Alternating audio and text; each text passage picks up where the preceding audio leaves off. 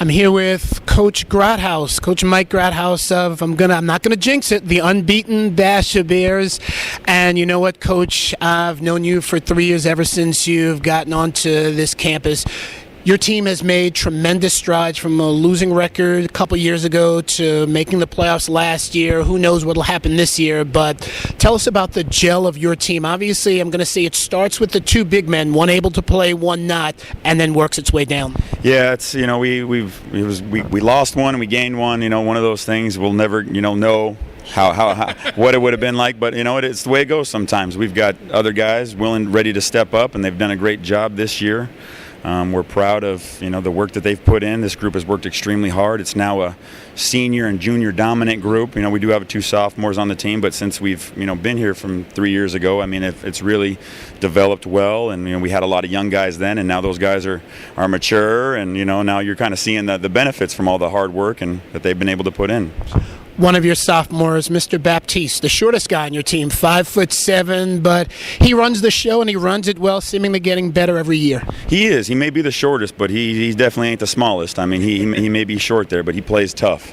He puts his nose in everything, and he's a competitor every day. I'm really pleased with what he's been doing. Our other point guard, Austin Picarella, who's been really running our team thus far this year, has done a really good job. We're, like I said, don't call those guys short, because they'll go up against anybody. So they've been fun to watch those two compete every day, and they've done a great job with our team. You have a very determined style as a coach, one that I think obviously it's certainly paid off. Tell us about the fine line between sort of dictating your style to your players, but also having to adapt to their skill set. Well, yeah, it's just, I just demand, that they come out and give me their best effort every day. They have to be accountable to not only the coaching staff, but each other. To their teammates, and that's what we expect each and every day, and that's what we get. And so that's been the kind of our motto here, and we're proud of that. On the horizon, we'll say into the new year, you will get into what I'm going to call the regular season. Corona del Sol is missing Bagley. Perry is missing Marcus Howard. Who's out there? Who's challenging? And not so much who can beat Bash or who can't, but who's going to do well this year?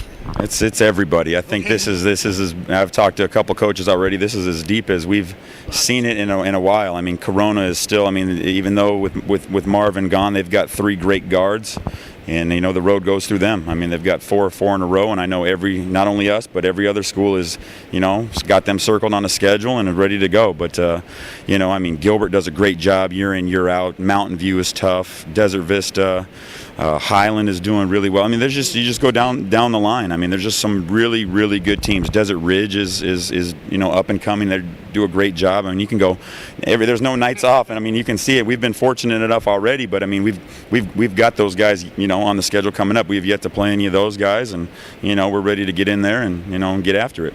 I believe you have a rematch against Sunnyside coming up in the next couple of weeks. Close game in the first meeting. What style of play do they have, and what do they do to compete against you? They're scrappy. They've got they're pretty small, pretty guard oriented. They've got a big kid in there, about 6'5". I think his name's Brandon Inklin, who's just really, really tough. Great high school player. I really like him. He's been fun to watch and tough to prepare for. But their guards are tough. They're scrappy. Usually, what we've seen is they've been kind of getting out on teams, but against us, they played a lot of zone, and with our size and our athleticism on the wing, and it was early. I know they're better. I know we're better. So that's what we'll look to see when we match up with them in the Visit Mesa.